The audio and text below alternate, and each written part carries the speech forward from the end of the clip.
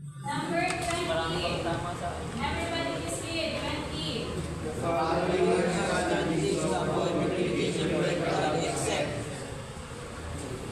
Except what? A. Use of inappropriate language. Guys, yung paulit-ulit ko natin sinasabi ng communication breakdown, ito yung nararanasan natin or na-experience natin pagka hindi tayo nagkakaintindihan. Number 21. Everybody. Sheila posted a sexy photo on Facebook and received negative comments about her post. She replied angrily and chatted with malicious message about those people who criticized her. Was Sheila's action right? Okay, was her reaction right? Yes. Yes, why yes? No, ma'am. See. Oh, why no? Yes. No. She should Yes. not say about either possibly. Nag-post daw po si Sheila online. And then suddenly, she got feedbacks from the netizens. Now, on those feedbacks that she had read, nagalit siya at nag-chat with malicious messages about those who criticized her. Tama ba yung ginawa niya? No. Okay, and na. What's the reason for that? Why is it her action is not right? Sa pinupost mo. First of all, kasalanan natin kasi kasi kasalanan. Kasi Facebook post yan, mga kalawang mga social media. Tapos, nag-check mo naman, kasabay ko na, mga sex photo ko. Yung iba ko, nag-check mo naman. Ayun nga po. Now, bakit po mali yung kanyang action nandiyan? Or yung kanyang action? Ma'am, yes po yung sagot ko. Kasi ma'am, may rights naman po siyang mag-post ng gusto niya kasi nakadepende pa rin naman po yung sa kanya kasi katawan niya po yun. Pero hindi niya naman po inaano na husgahan siya ng tao. Kaya may karapatan pa rin po siyang comment doon So, sa... tama po yun na magalit niyo sa mga tao. Hindi rin boy. Mali ka talaga boy. Stop ka na.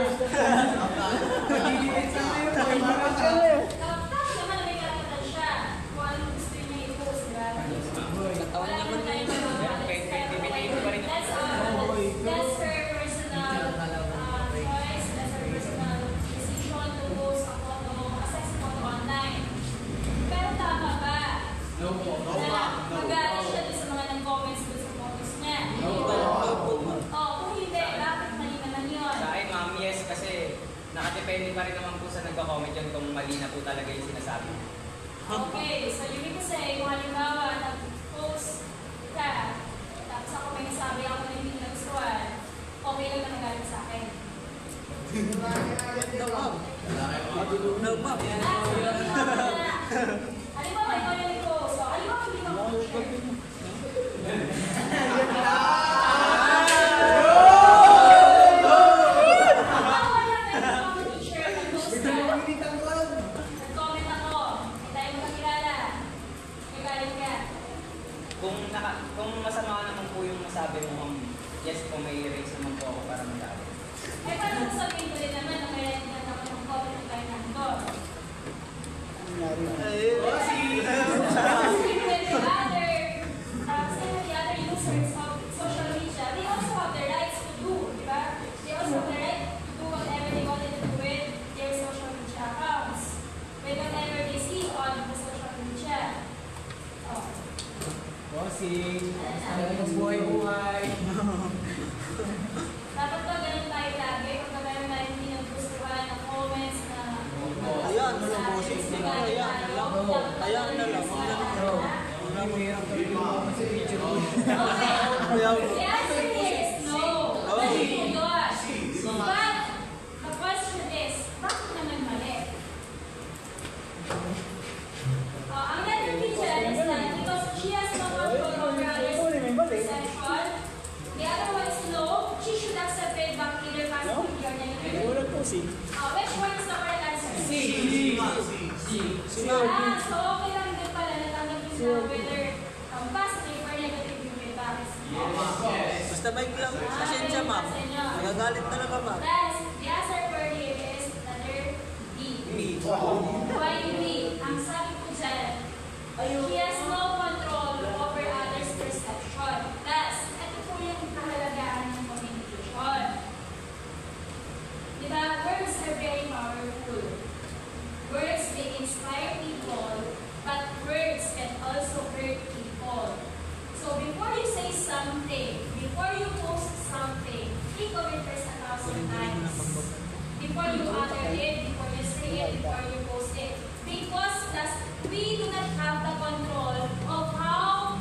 people who surround us will react on whatever we're going to say or do. Control ba natin yun? Di ba hindi? So whether they give us a positive or negative feedback, wala pa tayong magagawa doon. And we cannot just simply accept na nagsabi sila ng maganda o hindi maganda sa atin. Somehow, masasaktan tayo, di ba? Kung may masabi sila na hindi maganda. So, ang dapat mong gawin, ang unang dapat na gawin for you not to just simply accept whether positive or negative comments is pag-isipan din po kung ano yung gagawin or kung ano yung sasabihin. Here po, and that is communication. Now, hindi naman po pwede yung sabihin lang, hey, joke lang naman yung kaya ako sinabi. Again, last, words may inspire people, but we also hurt one's feelings. We can always ask for an apology, but we cannot take back whatever emotions or whatever he or she felt after receiving the message. Diba? Pag nasasaktan natin ang ibang tao, provide tayo sorry. Pero yung naramdaman niya, yung naranasan niya, hindi na natin yung babawi pa. Nasaktan na yung tao, ando na yun. Nakapag-sorry ka ka, oo. Pero yung sakit na naramdaman niya, hindi mo babawi pa. And that is communication. Communication is irreversible. Words that have been said already cannot be unsaid. And that is why, again, be careful with the words that we are going to use, with the words that we are going to utter or to say to someone or to somebody. If you do not mean it, kung hindi mo siya hinimin, ano ba sabihin? Kaya hindi naman pwede nilagi na kayo realize na, hindi, it's just a joke. No class. Some jokes are half meant true. Diba? Minsan dinadaan natin sa ganun.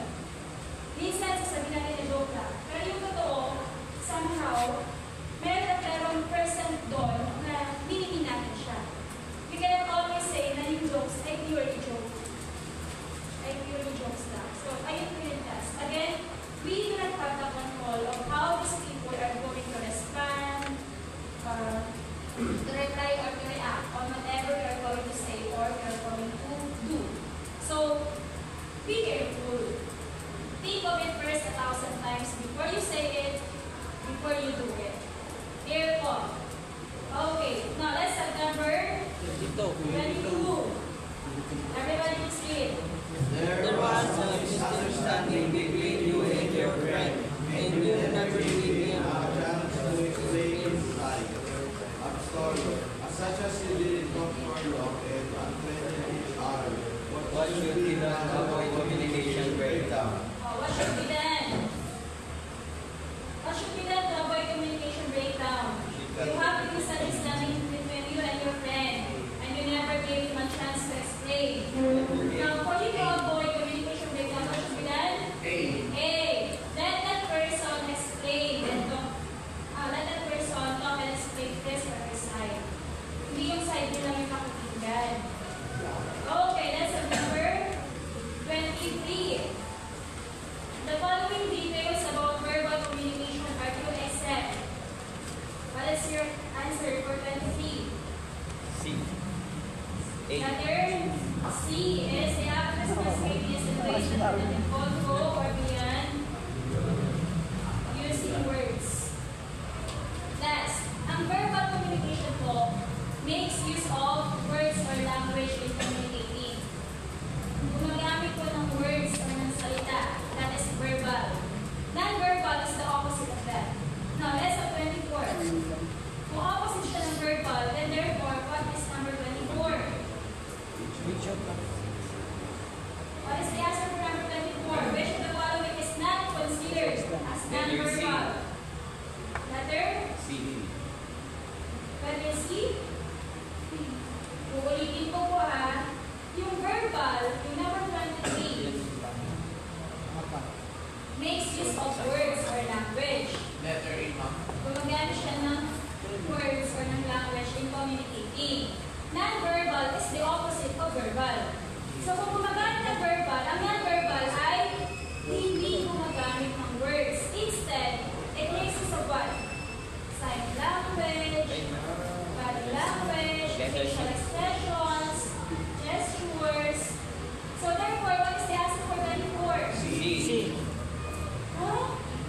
body language of ang activity. Not considered, ha? Not considered. Ang not considered. Letter E. Letter A. Tama pala. Di ba po? Hindi pa po considered non-verbal. Class.